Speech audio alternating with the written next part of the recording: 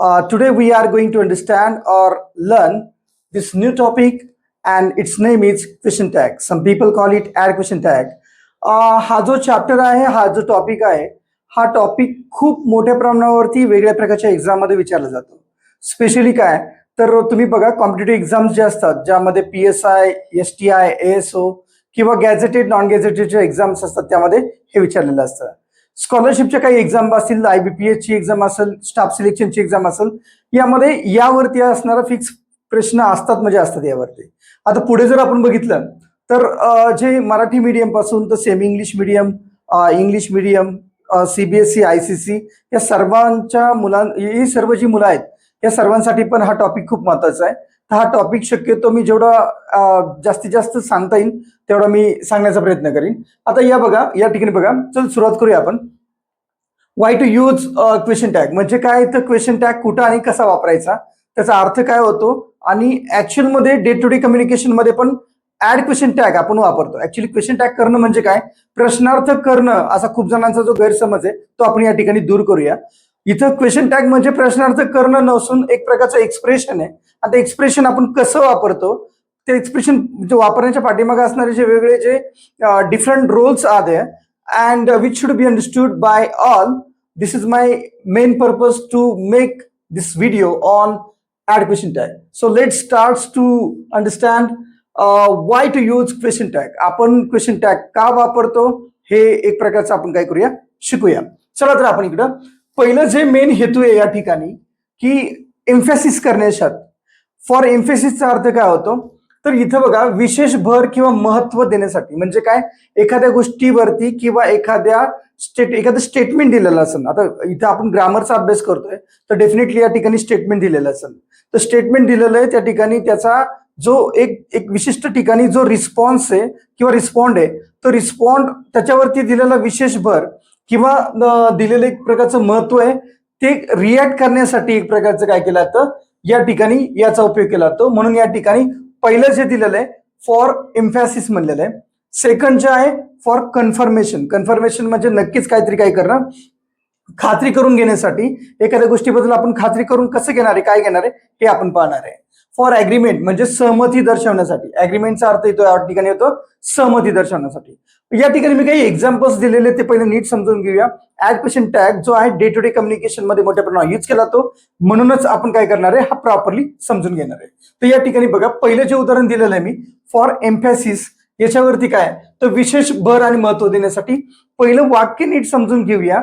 याचं उत्तर किंवा याचा रिस्पॉन्ड तोच का आला, कसा आला, हे मी तुम्हाला डिटेलमध्ये बाकीचे जे रूल्स आहेत किंवा बाकीचे जे एक्सप्लेनेशन आहे मी ते नंतर एक्सप्लेन करणार आहे. आता या ठिकाणी बघा, एक सेंटेन्स दिलेलं आहे या ठिकाणी की ही गोज टू स्कूल, म्हणजे तो शाळेला जातो किंवा तो शाळेत जातो या अर्थाने ते स्टेटमेंट दिलेलं आहे.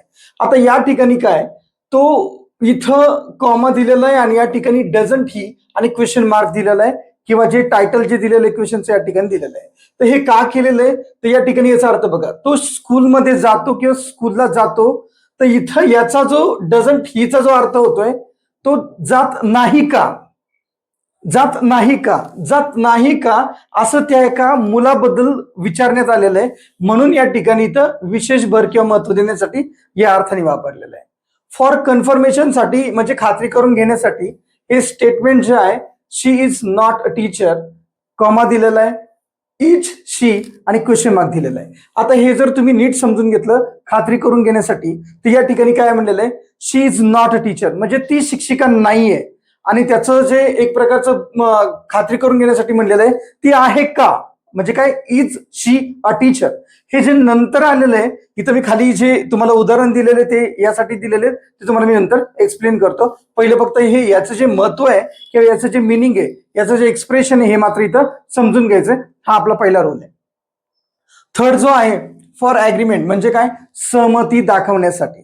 सहमती दाखवण्यासाठी म्हणजे काय, you R going with him म्हणजे एक प्रकारचं काय, तू त्याच्यासोबत जात आहेस, बरोबर. आणि इथे कॉमा दिलेला आहे आणि आरंट यू म्हणलेलं आहे, म्हणजे एक प्रकारचं या ठिकाणी सहमती दाखवण्यासाठी काय म्हणलेलं आहे, तू जात नाहीयेस का, म्हणजे काय, तर are you not going with him म्हणजे काय, तू त्याच्यासोबत जात नाहीयेस का या अर्थाने.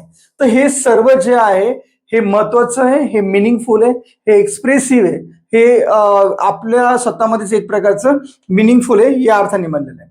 आता आपल्या सर्वांना माहिती आहे बऱ्यापैकी जे कोणी अकॅडमिकली स्कूल्समध्ये असतील, कॉलेजमध्ये असतील किंवा जी मुलं कॉम्पिटेटिव्ह एक्झामची तयारी करत असतील, तर त्यांना ऑलरेडी माहिती आहे की यामध्ये ऍड क्वेश्चन टॅग करताना एखादं सेंटेन्स जे दिलेलं आहे ते सेंटेन्स निगेटिव्ह फॉर्म करायचा असतो. तो म्हणजे पॉझिटिव्ह सेंटेन्सचा निगेटिव्ह फॉर्म येतो आणि निगेटिव्ह सेंटेन्स असेल तर त्याचा पॉझिटिव्ह फॉर्म येतो. तर या ठिकाणी पण सेम झालं. या ठिकाणी असणारं पॉझिटिव्ह सेंटेन्स आहे, निगेटिव्ह आलं. हे निगेटिव्ह आहे, याचं पॉझिटिव्ह आलं. आणि हे सुद्धा काय पॉझिटिव्ह आहे, तर याचं निगेटिव्ह आलं. म्हणजे सेंटेन्स पॉझिटिव्ह असताना त्याचा रिप्लाय जो येतो निगेटिव्ह येतो. याप्रमाणे तो इथं काय येतो, कसा येतो, ह्याप्रमाणे इथे एक्सप्लेन केलेलं आहे. तर हे खूप डीप आणि डिटेलमध्ये आहे. प्लीज हा मुद्दा थोडासा नीट समजून घ्या. हे सुरुवातीला जे आहे ना, हेच अत्यावश्यक आहे समजून घेण्यासारखं. आता या ठिकाणी बघा, मी हे 1, 2, 3 आणि 4 हे 4 जे एक्झाम्पल्स आहेत ना, हे याप्रमाणे इथं काय केलेले आहेत, एक डिफाईन केलेले आहेत किंवा इलॉबरेट केलेले आहेत की कोणत्या अँगलने नेमकं तेच उत्तर येतं. म्हणजे काय, तर बघा, ही इज अ डॉक्टर म्हणजे हे काय पॉझिटिव्ह सेंटेन्स आहे. ही इज अ डॉक्टर, याचा मराठीमध्ये अर्थ लिहिलाय तो डॉक्टर आहे म्हणून. या ठिकाणी याच निगेटिव्ह सेंटेन्स काय होतं, he is not a doctor म्हणजे काय, तो डॉक्टर नाहीये म्हणून. त्या ठिकाणी याचं थर्ड फॉर्म जो होतो म्हणजे तिसरं जे होतं, इज ही अ डॉक्टर म्हणजे तो डॉक्टर आहे का, या अर्थाने प्रश्नार्थक होतो. आणि या ठिकाणी चौथं काय, इजंट ही अ डॉक्टर म्हणजे तो डॉक्टर नाहीये का. या ठिकाणी बघा मराठीमध्ये लिहिलेलं मी, तो डॉक्टर नाहीये का. आता या ठिकाणी काय, जेव्हा आपण एखाद्या पॉझिटिव्ह सेंटेन्सला एखादा रिस्पॉन्स किंवा रिप्लाय क्वेश्चन टॅग मध्ये विचारतो तेव्हा त्याचा निगेटिव्ह रिप्लाय येतो. या ठिकाणी याचा निगेटिव्ह रिप्लाय जर तुम्ही नीट बघितला तर इथं प्रश्नार्थक फॉर्म मध्ये, क्वेश्चन फॉर्म मध्ये हा चौथा आहे. बघा तुम्ही, ही इज अ डॉक्टर म्हणजे तो डॉक्टर आहे. आणि इथं डायरेक्ट काय, इथं बघा, ही इज अ डॉक्टर म्हणजे तो डॉक्टर आहे. आणि इथं याचं उत्तर येतंय की इजंट ही म्हणजे काय, नाही का. मग या ठिकाणी नाही का हे जे आहे या फॉर्म मध्ये आलेलं आहे. बघा, तो मी पुन्हा इथे या ठिकाणी रिपीट करतोय, ही इज अ डॉक्टर म्हणजे तो डॉक्टर आहे. आणि याचं उत्तर या ठिकाणी येणार आहे नाही का. इजंट ही इथे क्वेश्चन मार्क येणार आहे, अ डॉक्टरची काय गरज लागणार नाही. इन द सेम वे जेव्हा जर सेंटेन्स नेगेटिव्ह फॉर्म मध्ये विचारलेलं आहे, काय, he is not a doctor म्हणजे या ठिकाणी काय, तो डॉक्टर नाही का, सॉरी, तो डॉक्टर नाही असं म्हणलेलं आहे. तर या ठिकाणी काय करायचं आपल्याला, इज ही म्हणजे याचं या ठिकाणी असं येणार आहे, काय, इज ही हे उत्तर येणार आहे. इज वापरून आपण ही करणार आहे आणि काय करणार आहे, क्वेश्चन मार्क देणार आहे. याची सगळी उत्तर या ठिकाणी लिहिलेली बघा. ही इज अ डॉक्टर हे जे पॉझिटिव्ह सेंटेन्स आहे याचं उत्तर या ठिकाणी काय आलं, इजंट ही म्हणजे निगेटिव्ह सेन्स आलाय. आणि या ठिकाणी काय आलं, आपण क्वेश्चन मार्क केलेला आहे. आणि या ठिकाणी आता सेम वेने आपण दुसरीकडे काय बघणार आहे, he is not a doctor हे अगोदर सांगितलं मी. आणि त्याचं काय होतंय, पॉझिटिव्ह फॉर्म येणार आहे, तर काय, इज ही आणि क्वेश्चन मार्क येणार आहे. तो हा जो मुद्दा आहे हा मुद्दा एक बेसिक रूलला अप्लाय करतो. एखादं स्टेटमेंट आहे ते पॉझिटिव्ह असेल तर निगेटिव्ह करा, निगेटिव्ह असेल तर पॉझिटिव्ह करा.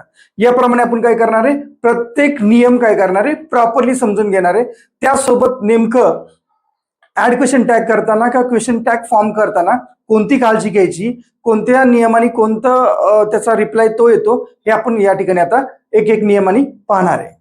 आता या ठिकाणी मी काय केलेलं आहे, काही सहाय्यकारी क्रियापद ज्याला आपण हेल्पिंग वर्ब्स म्हणतो इंग्लिशमध्ये, हे हेल्पिंग वर्ब्स या साईडला लिहिलेले आहेत.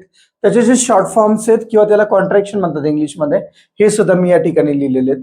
तर हे सर्व जे आहेत हे खूप अत्यावश्यक आहे.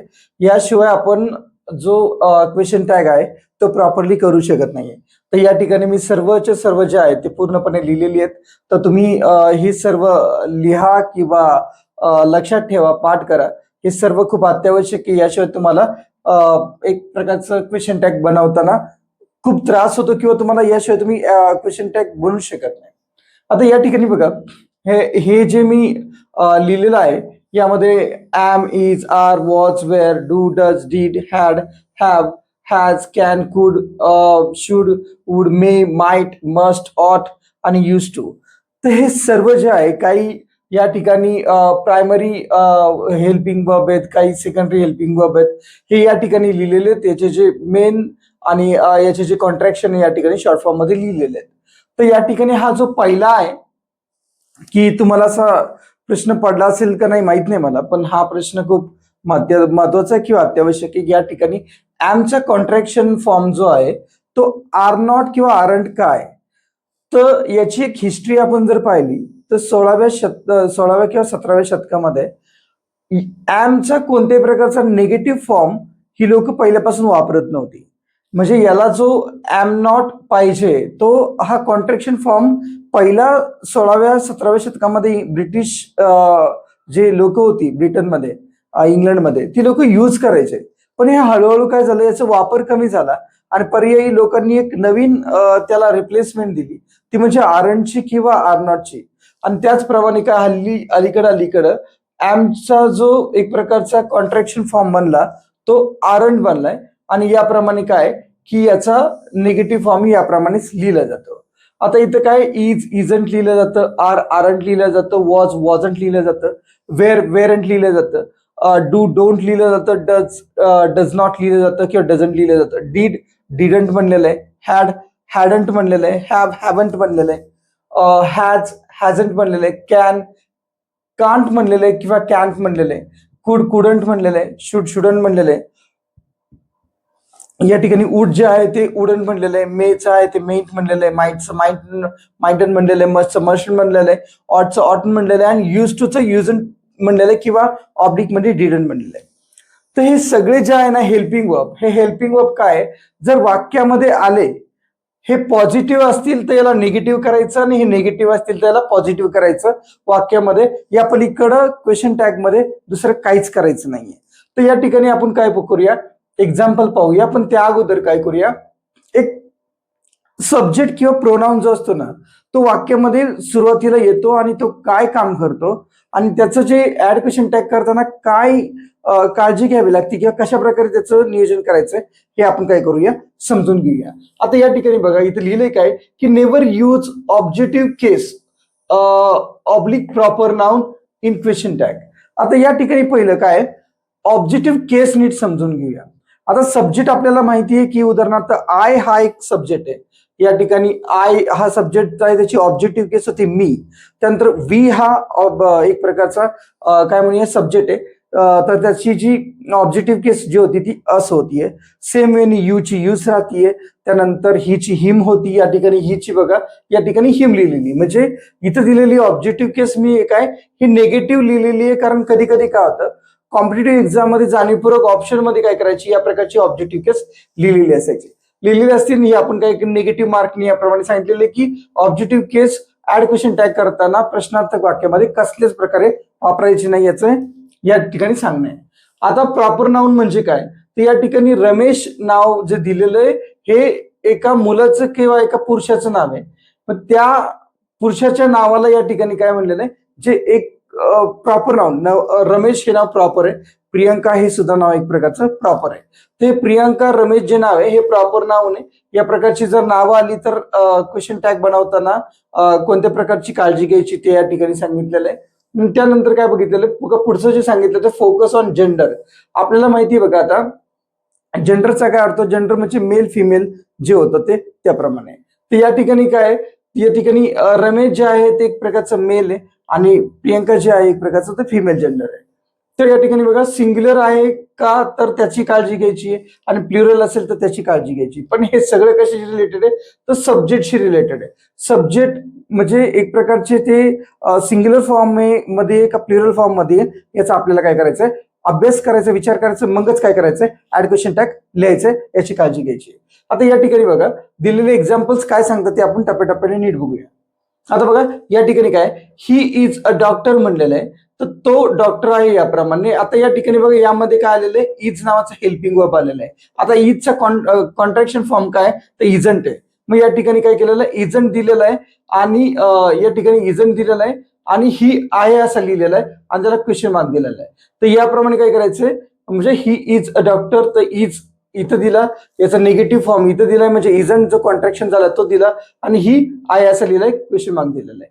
परंतु कधी कधी एक्झाम मध्ये काय होतं की त्या मुलाचं नाव किंवा त्या पुरुषाचं नाव ते देण्याऐवजी कधी कधी डायरेक्ट प्रॉपर नाऊन दिलं जातं, की या ठिकाणी रमेश जे आहे हे एक प्रकारचं काय प्रॉपर नाऊन आहे. मग प्रॉपर नाऊन जर रमेश दिला असेल, रमेश हा या ठिकाणी सब्जेक्ट सुद्धा आहे, तर सब्जेक्ट म्हणून जर रमेश असेल या ठिकाणी, तर त्या ठिकाणी इज आहे असा द्यायचा, त्याचं कॉन्ट्रॅक्शन निगेटिव्ह जे आहे ते दिलंय, आणि त्या ठिकाणी काय रमेशच्या ऐवजी तो रमेश कोण आहे, मुलगा आहे किंवा एक पुरुष आहे, याप्रमाणे काय करायचं ही म्हणून या ठिकाणी द्यायचंय. कारण रमेश हा कसा आहे पुरुष आहे, पुरुषार्थक म्हणून या ठिकाणी ही हे सर्वनाम आहे किंवा सब्जेक्ट म्हणून काम केलेलं आहे, तर म्हणून या ठिकाणी दिलंय. आता दुसरं उदाहरण पाहूया. शी इज अ टीचर. आता या ठिकाणी काय एक मुलगी आहे, म्हणजे या ठिकाणी जेंडर जे आहे ते काय तर फिमेलचं आहे. तर या ठिकाणी बघा इथं इज वापरलेलं आहे, तर पुन्हा या ठिकाणी काय इजचं कॉन्ट्रॅक्शन काय इजंट आहे, मग इजंट आहे असं दिलं, शी आहे असं वापरला आणि सब्जेक्ट जो आहे असा वापरला आणि क्वेश्चन मार्क दिलेला आहे या ठिकाणी किंवा टायटल दिलेलं आहे, त्याप्रमाणे हे काय झालेलं आहे क्वेश्चन टॅग झालेलं आहे. पण आता तेच जे एक्झाम आहे ही प्रियंका नावाची एक प्रकारची मुलगी आहे किंवा लेडी आहे, तर प्रियंका इज अ टीचर म्हणजे या ठिकाणी काय ती एक शिक्षिका आहे. तर प्रियंका हे प्रॉपर नाम आहे, विशेष नाम आहे. ते विशेष नाम काय करायचं जेव्हा असेल तेव्हा सब्जेक्ट मध्ये ते विशेष नाम न घेता ते कोणत्या ज्या जेंडर मधून येते त्या ठिकाणी काय करायचंय शी असं घ्यायचंय, आणि त्या ठिकाणी याचा जो इजचा जो कॉन्ट्रॅक्शन निगेटिव्ह कॉन्ट्रॅक्शन तो काय इजंट आहे, तो हाय असं घ्यायचा आहे आणि या ठिकाणी शी वापरायचा आहे. या ठिकाणी कोणत्या प्रकारचे असे ऑब्जेक्टिव्ह केस असतील तर ते बिलकुल वापरायचे नाहीयेत, त्याची काय करायचे मोठ्या प्रमाणात काळजी घ्यायची आहे. आता आपण तिसरं जर बघितलं, the dog is a loyal animal. या ठिकाणी हे सेंटेन्स आहे. आता हे जे सेंटेन्स आहे या सेंटेन्स मध्ये काय आता या ठिकाणी काय तर हे मेल आहे आणि हे फिमेल आहे. आता डॉग जो आहे म्हणजे कुत्रा जो आहे एक प्रकारचा, तर आपण याला ना मेलच्या कॅटेगरीमध्ये घेतो ना फिमेलच्या कॅटेगरीमध्ये घेतो. तर हे एक प्रकारचं काय म्हणता येईल आपल्याला कॉमन नाऊन या अर्थाने घ्यायचं या ठिकाणी. या ठिकाणी सब्जेक्ट जो आहे तो एक प्रकारचा डॉग म्हणून एक कुत्रा म्हणून आहे या ठिकाणी. मग अशा केसमध्ये काय करायचं याचं इज जे आहे या ठिकाणी बघा इजचं परत निगेटिव्ह काय आलेलं आहे इजंट आलेलं आहे. तर या ठिकाणी डॉग आहे असं न घेता या ठिकाणी काय घ्यावं लागणार तुम्हाला इट घ्यावा लागणार आहे. तर या ठिकाणी मी जे डॉग लिहिलेलं आहे त्याला निगेटिव्ह मार्क दिलेला आहे. का तर डॉग जो आहे तो डॉग या ठिकाणी आहे असा गेला, भले तो एक प्रकारचा प्रॉपर नाऊन जरी नसला तरी या ठिकाणी तो कॉमन नाऊन म्हणून काम करतोय. पण कॉमन नाऊन जे आहे ते या ठिकाणी घेताना मात्र काय करायचंय इट म्हणून घ्यायचंय. इट इज अ डॉग या अर्थाने आपण काय करतो डॉगची रिप्लेसमेंट इटनी करणार आहे म्हणून या ठिकाणी इटचा word. The dog is a loyal animal oblique करून इजंट वापरायचंय आणि इट वापरायचंय, हे जे की according to rule of English language हे बरोबर आहे. आता या ठिकाणी काय हे बघितलं आपण या प्रकारे, जसं की आपण इटचा उपयोग जो करतो तो इटचा उपयोग जो आहे तो लिव्हिंग थिंग आणि नॉन लिव्हिंग थिंग या दोन्ही गोष्टी दाखवण्यासाठी होतो. पण यामध्ये कोणत्याही प्रकारे ही आणि शी जो आहे याचा समावेश बिलकुल होत नाही, हे मात्र लक्षात ठेवायचं आहे. आता पुढचं जे आहे ते बघा, या ठिकाणी काय the students are going there. आता हे जे आहे ते या ठिकाणी सब्जेक्ट कोण आहे तर स्टुडंट्स आहेत. स्टुडंट्स म्हणजे काय तर खूप सारे विद्यार्थी आहेत या ठिकाणी. आता या ठिकाणी काय या ठिकाणी विषय आला प्लुरलचा, या ठिकाणी आला विषय हा सिंग्युलरचा. डॉग किती एकच होते सिंग्युलर, याप्रमाणे इथं काय इज आलाय. पण स्टुडंट्स खूप सारे आहेत म्हणून या ठिकाणी काय आलेलं आहे आर आलेला आहे. तर या ठिकाणी हा जो मुद्दा आहे तो नीट समजून घ्या. इथं खूप सारे स्टुडंट्स आलेले आहेत, तर स्टुडंट्स आलेत म्हणून या ठिकाणी काय करायचं आपल्याला या ठिकाणी आहे असे स्टुडंट्स म्हणून जर उत्तर तुम्ही दिलं तर ते उत्तर काय येणार आहे चुकीचं येणार आहे. म्हणजे काय आरंट स्टुडंट, म्हणजे या ठिकाणी अजून एक मुद्दा इथं सांगायचा राहिला तुम्हाला की या ठिकाणी स्टुडंटच्या पुढे काय स्टुडंट्स आहे म्हणून आर वापरलेलं आहे. मग आरचं जे एक प्रकारचं कॉन्ट्रॅक्शन फॉर्म काय आरंट आहे, मग आरंट या ठिकाणी काय करायचंय आय असं लिहायचंय. पण इथं लिहिताना मात्र स्टुडंट्स आहे असं नाही लिहायचं, तर त्याऐवजी काय करायचं आपल्याला या ठिकाणी देचा वापर करायचा. दे का तर ह्या ठिकाणी दे जे आहे ते एक प्रकारचं आपण काय म्हणलेलं की खूप साऱ्या व्यक्तींसाठी खूप साऱ्या ऑब्जेक्टसाठी, मग ते लिव्हिंग असो किंवा नॉन लिव्हिंग असो, त्या ठिकाणी खूप सारे ऑब्जेक्ट असेल त्यामध्ये विद्यार्थी असतील किंवा कुणी असू शकतं, या सगळ्यांसाठी आपल्याला काय करायचंय जर तसं काय आलेलं असेल तर त्या ठिकाणी आपल्याला वापरायचंय दे वापरायचंय. म्हणजे या सेंटेन्स मध्ये काय आरचं निगेटिव्ह जे कॉन्ट्रॅक्शन आहे ते काय म्हणलेलं आहे इथं आरंट म्हणलेलं आहे. स्टुडंटचं आहे असं घ्यायचं नाहीये, मी इथं निगेटिव्ह दिलेलं आहे, त्याऐवजी काय घ्यायचंय the students are going there. इथं काय करायचं कॉमा द्यायचंय, आरंट वापरायचं, याचं निगेटिव्ह कॉन्ट्रॅक्शन आरंट आहे आणि त्या ठिकाणी मात्र काय वापरायचं आहे द स्टुडंट्स आले म्हणून या ठिकाणी देचा वापर करायचा आहे, जे की मी या ठिकाणी इथं प्रॉपर बरोबर म्हणून या ठिकाणी दिलेलं आहे. तर हे आता आपण पाहिलं काय तर हेल्पिंग वर्बचा जो उपयोग आहे तो हे उपयोग करत असताना या संदर्भाची जी वाक्य आहेत ही याचा वाक्याचा उपयोग इकडे सेंटेन्स मध्ये क्वेश्चन टॅग बनवण्यासाठी कसा होतो हेल्पिंग वर्बचा, याची आपण 2-3 उदाहरणं पाहिलेली आहेत. आपण खूप सारी उदाहरणं आता या ठिकाणी पाहणार आहे. तर ही उदाहरणं पाहत असताना हे समजून घ्यायचं की हा जो चार्ट आहे हा खूप अत्यावश्यक आहे. या चार्ट शिवाय तुम्हाला जास्त काही यातलं शिकता येणार नाहीये. आता या ठिकाणी बघा आपल्याला खूप सारे एक्झाम्पल्स पाहिजे आहेत की जे या ठिकाणी काय केलेले आहेत हेल्पिंग वर्ब्स म्हणून दिलेले. या ठिकाणी खूप सारे सहाय्यकारी क्रियापद दिलेले आहेत आणि हे सहाय्यकारी क्रियापदाचे अगोदर पण आपण खूप सारे एक्झाम्पल्स पाहिलेले आहेत. तर यामध्ये काही सिलेक्टेड एक्झाम्पल्स मी जाणीवपूर्वक यासाठी घेतलेले आहेत की त्याचं पॉझिटिव्ह असताना निगेटिव्ह कसं करायचं आणि निगेटिव्ह असताना पॉझिटिव्ह कसं करायचं या प्रकारच्या एक्झाम्पल्स मध्ये या ठिकाणी तुम्हाला समजून येईल. आता इथं बघा पहिलं म्हणजे काय की मी तुम्हाला सांगितलं होतं की जर ॲमच्या ठिकाणी आहे ऑलमोस्ट आपण ॲम जो वापरतो तो फक्त आय असतानाच वापरतो. या ठिकाणी बघा आय असताना ॲम आलेला आहे. I am a teacher. आता या प्रकारचं जे एक प्रकारचं स्टेटमेंट आहे किंवा एक सेंटेन्स आहे याचा निगेटिव्ह फॉर्म हा आरंट येतो. या ठिकाणी दिलेलं हे कॉन्ट्रॅक्शन ॲमचं कॉन्ट्रॅक्शन काय आर नॉट आहे किंवा आरंट आहे ते कॉन्ट्रॅक्शन या ठिकाणी दिलेलं आहे. म्हणजे या ठिकाणी हे पॉझिटिव्ह आहे त्याचं निगेटिव्ह काय कॉन्ट्रॅक्शन आलेलं आहे आरंट आलेलं आहे ते या ठिकाणी मी दिलेलं आहे. आणि जो सब्जेक्ट आहे या ठिकाणी आय असा वापरलेला आहे आणि क्वेश्चन मार्क दिलेला आहे. म्हणजे काय दिलेलं आहे तर क्वेश्चनचं टायटल या ठिकाणी दिलेलं आहे मी. तर हा मुद्दा नीट समजून घ्या या ठिकाणी आता की हा आरंट जो आहे हा या ठिकाणी का आला तर हा पॉझिटिव्ह म्हणून या ठिकाणी निगेटिव्ह आला.